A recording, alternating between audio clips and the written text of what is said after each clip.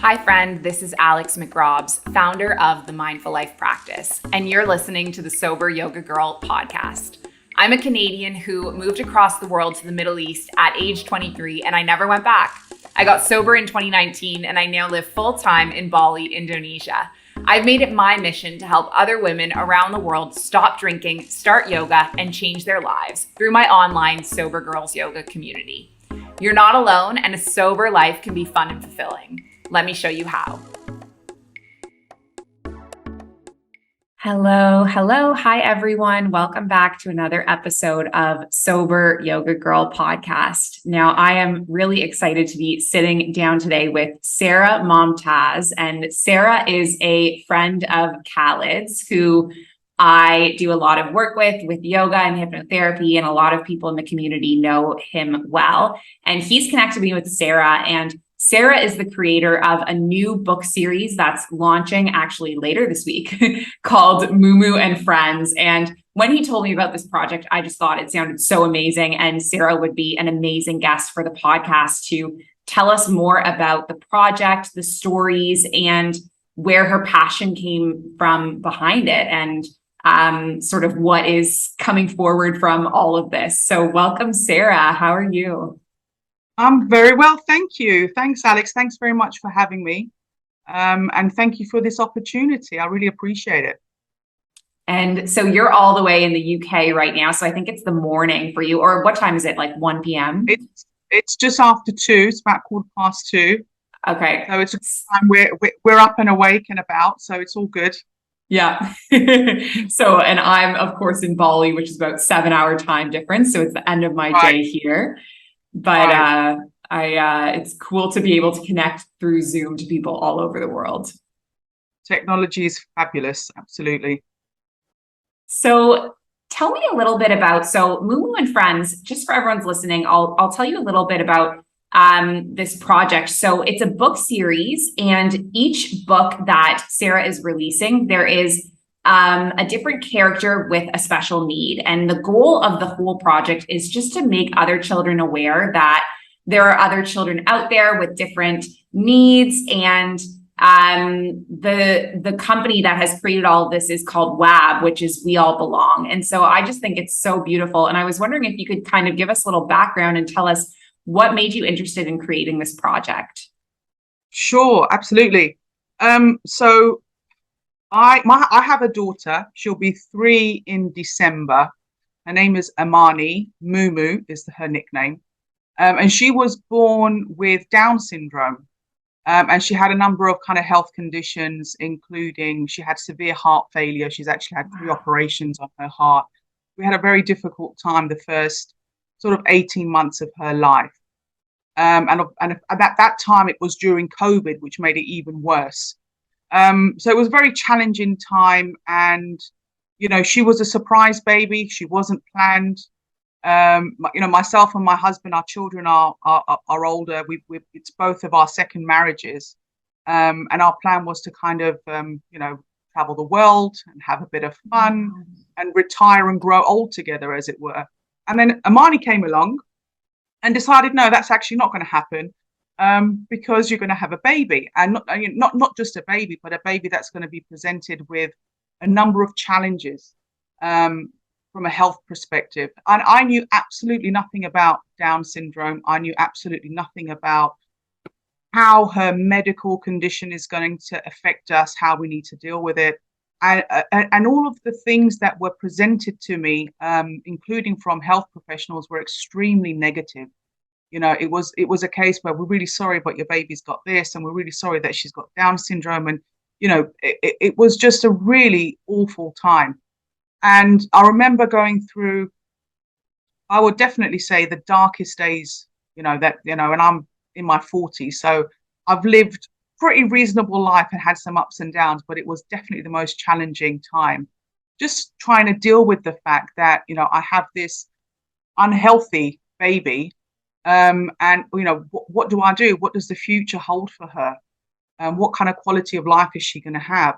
And then the more I kind of looked into it and actually done research with people and families that have got Down syndrome and have some of the medical conditions that Amani has, I realized that actually there is no fear there. And there is a kind of stigma when it comes to people talking about disability. And the biggest stigma being that it's something to be feared. And the reality is Amani has just brought absolutely nothing but delight and love and passion. I mean, to everybody that knows her, that encounters her on a daily basis. She's just such a remarkable child in terms of her determination, in terms of her development, and how she really tries hard to do the things that we all take for granted. So just to give you an example, so she's not able to walk at the moment, she's not talking at the moment. These things will come, they're just going to be delayed. And she's a little bit more delayed because she's had quite a few surgeries, so it's kind of pushed her development back. And I think she was probably around about 3 months old when the idea came to me, because I was thinking, how can we reach this out to a wider community in terms of there really is nothing to fear here. How do I teach other children that? And the one thing that I've really noticed, especially in the past, I'd say year or so, because having interacted with children from her nursery, is that children don't have any inhibitions. They don't really care what you look like or what you can and can't do. They will find a way to interact with you.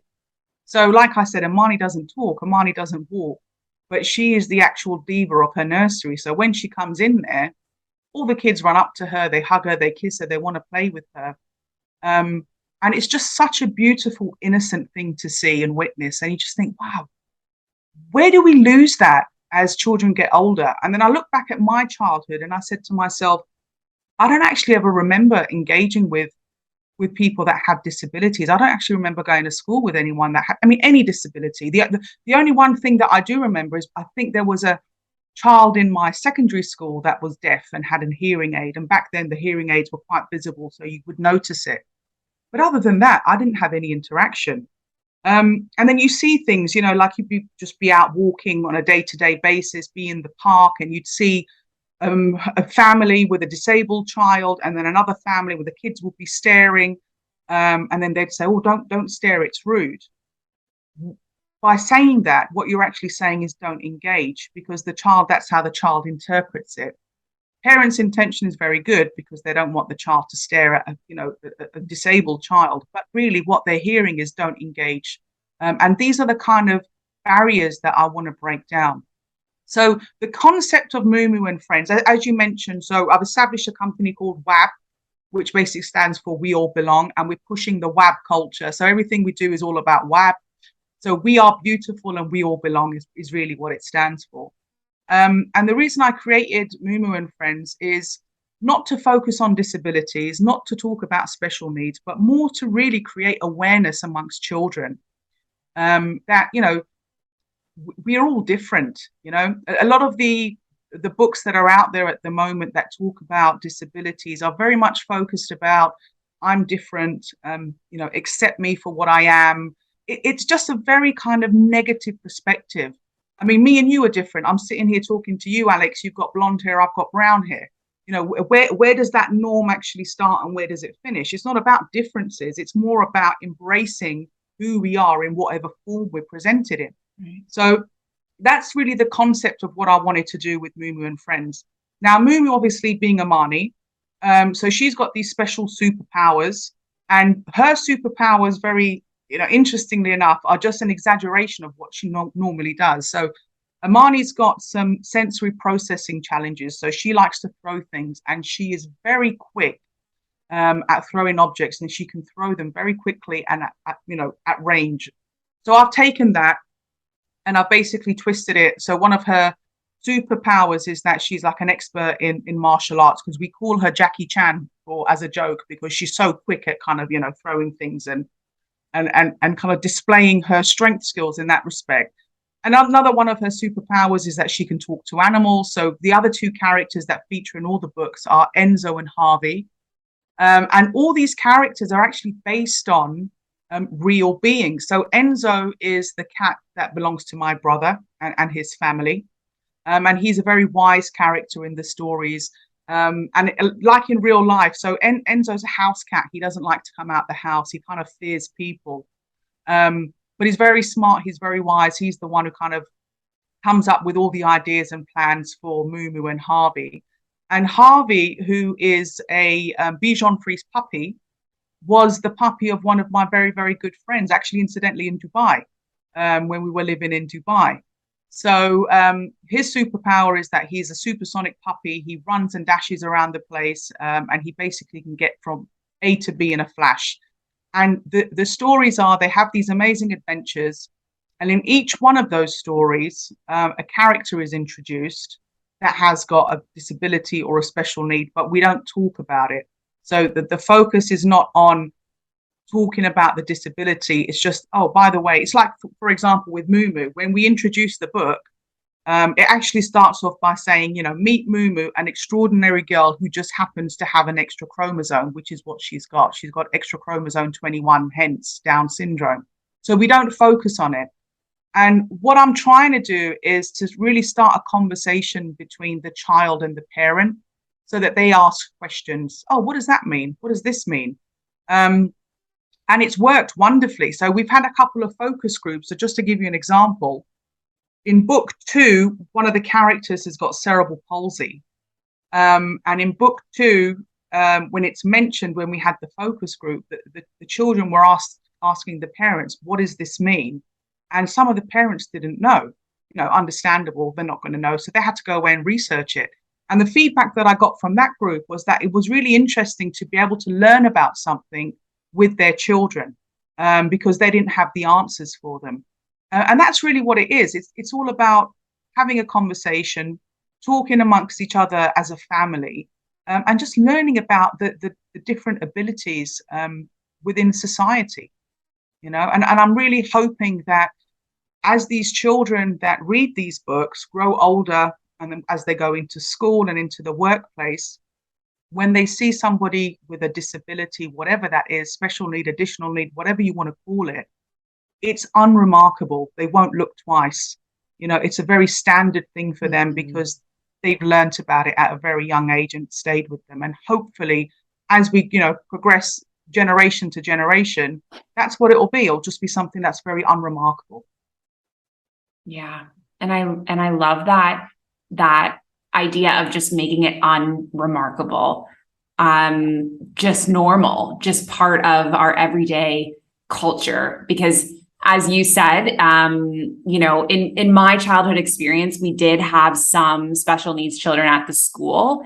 So I was I was exposed to them, but I definitely know what you mean. And I've seen it in different societies. Like I worked in the Middle East, and in the Middle East, it was very uncommon to see people with special needs out and about and in society. And so when I did experience it for the first time, I actually remember I went to the Special Olympics in Abu Dhabi in 2019 because my friend's brother was competing. And I remember the whole experience, me just being like, this is remarkable. Like this whole thing is just so incredible, but it should be part of our everyday. It should be woven into our culture. These people should be part of our everyday culture and just normal.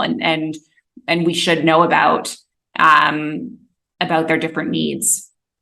Yeah, absolutely. And that's what it's all about. So just by having the conversation, just learning about whatever disability, I'll just give you an idea. So this is book 2. I don't know if you can see that. Beautiful. Yeah. A little sneak peek, because nobody's seen this before, but just for you. Oh, and by the way, Harvey there. So that's MouMou and Harvey. And Harvey's wearing a policeman's uniform here. And one of the jokes is basically that Harvey's mummy always dresses him up in all these flamboyant outfits. So in each of the episodes, you'll see him in these crazy outfits. But the girl that we talked to in episode 2, this is Ava. So that's the character for Ava. And Ava has cerebral palsy. And I wanted to, there's so much detail that's gone into it, because if you can, sorry, I should have mentioned that before. Her wheelchair, for example, it's very snazzy, it's very jazzy. I wanted to make it look very, very attractive, because a lot of people and children with cerebral palsy, not all of them, but there are a few that actually do use a wheelchair in everyday life. And without giving too much away, the concept of story 2 is that it's the sports day at MouMou school. And Ava is by her team. She was, she's basically been thrown into the team, last one chosen, and the team captain doesn't want her to participate in any of the races. And he's like this big jock and he loves sports and whatever. And cut a very long story short, he has a very unfortunate accident and basically ends up in a wheelchair. And it's, he understands the kind of day-to-day life that Ava has to go through, and basically apologizes for being mean to her. And it's, we talk about WAB throughout the stories. We talk about, different perceptions, and we also bring in a lot of the characters' parents as well. And the really important thing is that I've had focus groups for the books that I've written so far, and each one, the children had a different perspective to the parents, and that really made me really happy, because it just goes to show that there's so much to learn from these stories. And the most important thing being that they do talk to each other. So some children, depending on their reading ability, will sit down and read it alone, and start to ask questions to the parent. Other people like to read as a family, but all of them had the same sort of responses in terms of questions raised. One of the kids, for example, the very first thing that he saw, because MouMou wears the WAB T-shirt, as you can, I don't know if you can see that. Yeah. On everywhere basically. So that's her kind of brand. And the very first question one of the kids asked was, "Oh, what does that mean?" It's important because I wanted those questions to be asked. Now, another thing is, not sure if you can see that, but if you see a MouMou's hair clip, so she's got the yellow and blue Down syndrome sign. So it's the yellow and blue ribbon, and it's also on her shoelaces. I'm not sure if you can see that there. And that's just a little touch that I kind of put in because I want to celebrate who she is. And I want her to be able to kind of, be proud of who she is and represent people with Down syndrome. And it's like I said, the really important thing, Alex, that I want to stress is this book is not for children with special needs. It's not targeted at a particular audience. It literally is for everybody. And I've also tried to write it in a way that there are some kind of jokes and twists that parents will enjoy. There's a couple of lines in there that are specifically for parents. So I've really tried to do something that will bring families and people together to really get them talking about this whole thing. And again, like you said, just try and normalize people that aren't necessarily like you. Yeah, that's amazing. And who did the illustrations? Did you do the illustrations? I would love to claim the illustrations, but no, I didn't. So basically what I'm doing, I'm self-publishing the book. And there is a company that I've been working with who specialize in illustrations. And so, I went to them, talked to them about the concept. I mean, it took a long time. So this is something that I've been thinking about for about a year and a half now. And I started probably back in February to start producing and putting together the books. It's a very long process. I didn't realize how long it takes to actually, put together a book, particularly a children's book. So the whole process of, writing the script, having that proofread, then coming back with storyboards. So they would make some suggestions on illustrations. I was very specific about what I wanted. So MouMou, Harvey, and Enzo, they're all been illustrated based on what the actual characters look like. So MouMou obviously resembles Amani, Enzo resembles Enzo, and Harvey resembles Harvey. So very specific to that, and also to the detail of what I wanted. So as you go through the books, you'll see the WAB logo features a lot because we want to get that message out there. We're trying to really adopt this WAB culture and spread that throughout the world, quite honestly. So the logo is really important, and the logo itself, what it represents, I'm not sure, how well you can see it because I don't think I've got a large enough one to show you. So it's a circular logo, but inside are all these kind of different dots and squidges and lines and whatever, and they all represent different people, being different sizes and different shapes, but they're all enclosed together within the world. So that's how that logo basically come about. And WAB, we all belong is something that I think is quite familiar. People have heard the phrase before, but we've put a twist to it to just say WAB, WAB, WAB, WAB, and it's all over the books. Hence the name of our company is WAB. So I'm really trying to promote the WAB culture. And most importantly, just want people to enjoy these stories. They're fun stories. Like I said, there's no focus on disability. It's just a different concept, and also more importantly, particularly for a children's character, what I would like to do is make it mainstream enough where you've got a character who is really the main character of whether it's a book series, animated series, or whatever, that has got a disability, and we don't have that now. We don't have. I can't turn on the TV and tune into any of the, even any of the big feature films that have been created by big Hollywood studios, where you've got the main character, even an animated series that has any kind of disability. And that's really where I want to head. So my ultimate aim is to make this into an animation series. And then, see where we can go from there. And then hopefully, you never know, one day it might even be a feature film. So there is no limits to what we're trying to do. That's so amazing. And I'm wondering, before you got started, do you have any experience like writing? Did you ever imagine that you would be an author of a book? Like where did that kind of passion come from? I'm so glad you asked me this. No is the answer. And it's really interesting because I'm quite a spiritual person. And I genuinely believe that Amani has been brought into my life for me to do something like this, because I'm not a writer. I've not been known to write anything of any kind of significance, quite honestly. And if I'm frank, I'm not a great reader. I'm probably the person who prefers to watch the movie than opposed to reading the book. That's me in a nutshell. And the way the idea came to me, and the way that the whole journey has kind of progressed from the start to here, it really is something that is an act of God, I've got to say. And I genuinely believe that all of these things that have happened, Amani, me going through all the challenges, from her surgeries to where we are today, the therapies that she continues to have.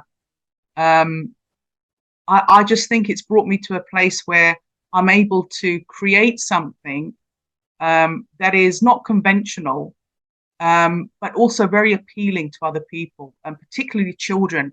And I think where that passion comes from is having seen it work. We talk about inclusivity a lot in modern society, but it really isn't. We've made a lot of progress that I've seen when we're looking at particular kind of demographics, whether it's race, whether it's nationality, gender preference, all of these kind of things. But we've really not made that much progress when it comes to talking about people with disabilities. And people with disabilities cross all of those demographics. And statistics actually tell you that 1 in 5 people have some form of disability. So that's 20% of the population. That's a lot. But I'm actually working on another side project, which is called the All Play Project, where I'm actually working with our local government to implement a truly inclusive park and recreational area where people of all abilities can basically come together and play. We don't have those kind of resources readily available, not just here in the UK, but across the world. So it's very rare for you to go to a park and, see, let's say, a child who is in a wheelchair play with the equipment alongside the other children. That's not something that you see every day, but there should be provisions in place that allow for children that do have mobility challenges to play just like other children. So that's another project that I'm working on. And incidentally, this morning before coming to talk to you, I had a meeting about that, and that's going really, really well. But these are the kind of things that, Amani has really inspired me to do this. And I hadn't told anybody about this, even, close friends, nobody knew until I was ready to launch. So maybe around about a month ago, I started to talk about it. But the people that are very close to me that were aware of it, so obviously my husband and my family, all of them kind of said to me, you're that sort of person that will take something like this and try and turn it around to do something better for other people. And I genuinely think that's the reason why my life has taken this turn, because I had a great career back in the UAE, doing very well from a kind of corporate background, and this suddenly happened, and it's just literally like a 180. I mean, I would never would have imagined that I'd be doing anything like this a few years ago, and here I am today, and I'm absolutely loving every single minute because I'm just getting to learn so much about life. I'm everything kind of I'm seeing with a completely different perspective. The actual substance of value, I've understood that genuinely, and I'm really hoping that I can spread that message to other people, but in a really fun and kind way, So I've got a lot of passion for MouMou and Friends, but I do think this is something that's been given to me as a gift from God. I genuinely do, because my life was not heading down this track at all, Alex. I've got to tell you, it's just I've completely gone off in a different direction, but I'm absolutely loving it. So no complaints from me. And that's so beautiful, the way you were able to kind of take this journey and turn it into something that's going to help and inspire so many people. I hope so. I mean, that really is the aim. If even like today when I had that meeting for the parks, even if there is one child that wasn't able to play in their local park, before our project started, and now they can, that's enough. If even if there is one child that reads this book, because I'll tell you something like bizarre. So tell you just how miracles come alive. I recently, a couple of days ago, went to our local park to kind of shoot some content for our social media platforms for MouMou and Friends. And then there was a little girl, probably about 7 or 8 years old, and she also had Down syndrome. Now, you don't really see people with Down syndrome much, just anywhere really. And it just by coincidence that she was there with her family, and we were asking other families to get involved in the shoot, and they absolutely loved what we were doing. They just got involved, the whole family. She was there with her younger brother, and it was just such a lovely atmosphere that, and I remember she looked at the book and she looked at MouMou, and she actually said, this is like me. So that kind of representation, it's really, really touching. And I thought, yeah, that's right. Why can't you be on the cover of a book? Why can't you be a leading children's character? There are no limitations. What is it that is unusual about a child with Down syndrome, other than the fact that you don't really see them much, but like I said, it's not about the disability. It is a children's book to be enjoyed by all children. It just so happens that the leading character's got Down syndrome, and that's how it's going to be portrayed. It's just, oh, by the way, it's not a matter of fact. It's more like, oh, by the way, she's got Down syndrome. It's not significant. It's not important. It's just really just a conversation starter. That's so amazing. And so what do you like, if you had a dream or a vision for where WAB and MouMou and Friends would be in like 5 or 10 years, what would that dream be? Oh, wow. So again, people that know me will probably agree with this. I'm very ambitious in terms of dreams, and I really do dream very, very big. And a lot of people think, I'm not sure that's realistic.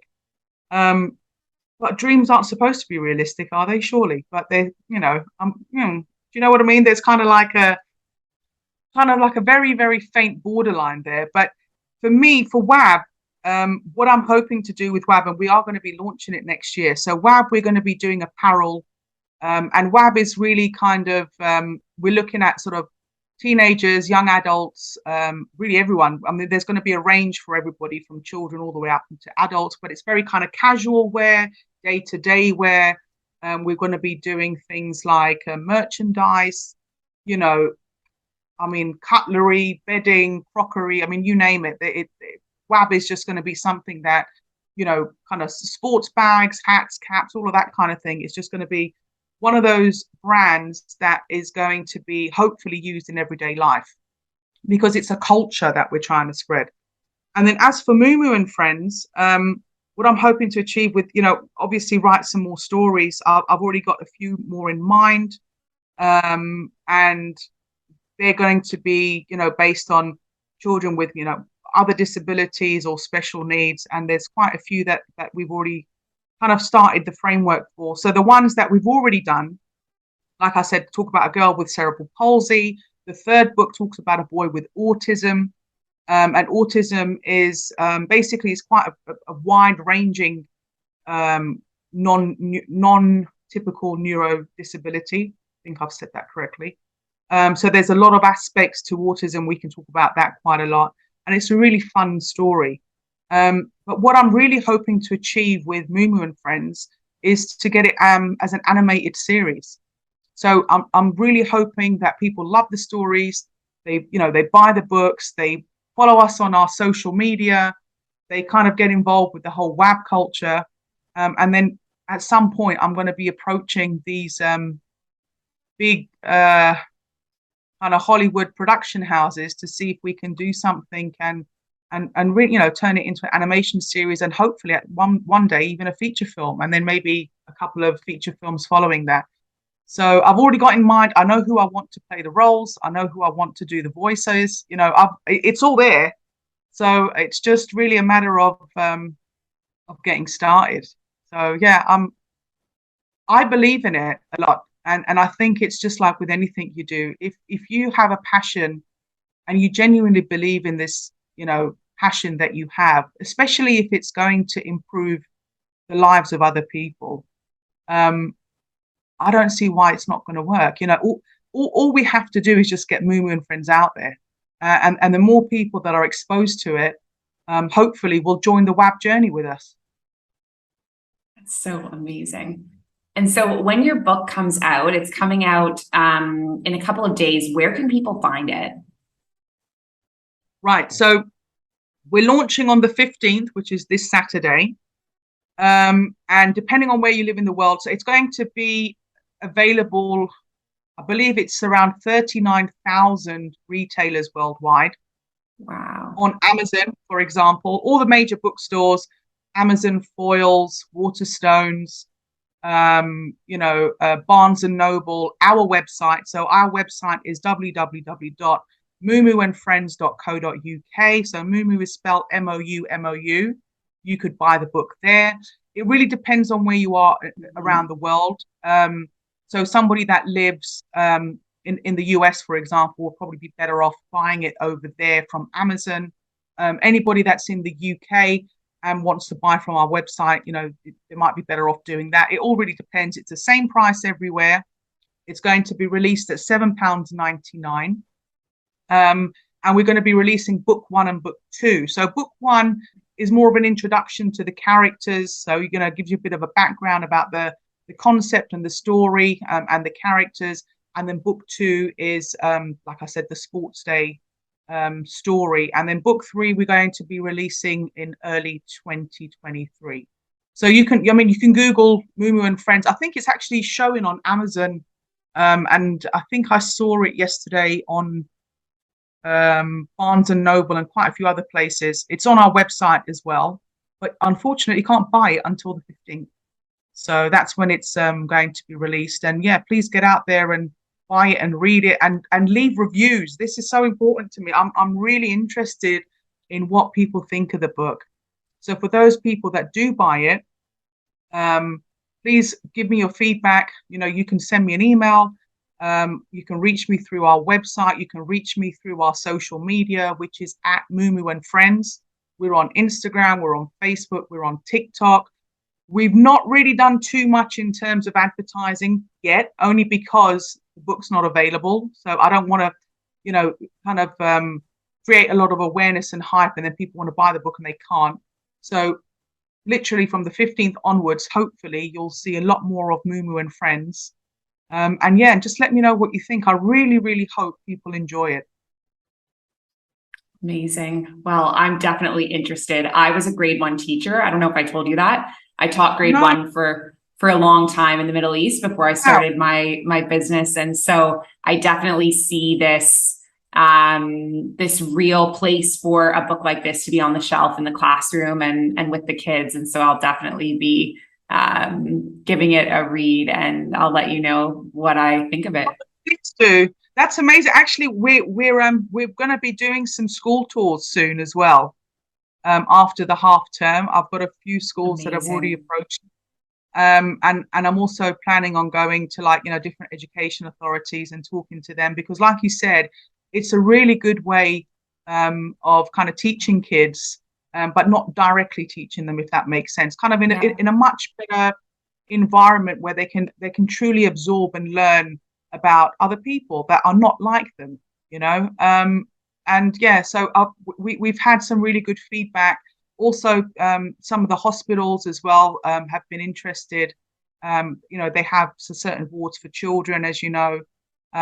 So yeah, I'm hoping to do tours and book tours and school tours and hospital tours. And I mean, anywhere that people are interested, I'm more than happy to go to, because I'm so passionate about talking about it. So I'd love to, get involved with that. So if anybody wants to reach out to me regarding that, please do so. Amazing. Well, Sara, I want to thank you so much for your time being on the show today. I learned a lot about special needs and kids with differences and how we can be inclusive towards them. And I'm really excited about this project that you're clearly so passionate about and so excited about it. And I know from that passion, it's just gonna absolutely thrive. So I hope so. I'm really looking forward to hearing everyone's feedback, and I really hope genuinely that everybody enjoys the books, and hopefully, the best bit of feedback I've had, by the way, just so I can share it with you, was one of the kids said, "I can't wait for the next book." So if anybody else has the same sort of feedback, that is absolutely superb. I can't that's wait for the next amazing. book. So that's perfect for me. Love it. All right. Thank you so much, Sara. Thanks, Alex. It's been lovely talking to you. Thanks for the opportunity. So lovely to chat with you too. Take care. Bye. Hi, friend. Thank you so much for listening to this episode of Sober Yoga Girl podcast. This community wouldn't exist without you here, so thank you. It would be massively helpful if you could subscribe, leave a review, and share this podcast so it can reach more people. If we haven't met yet in real life, please come get your 1-week free trial of the Sober Girls Yoga membership and see what we're all about. Sending you love and light wherever you are in the world.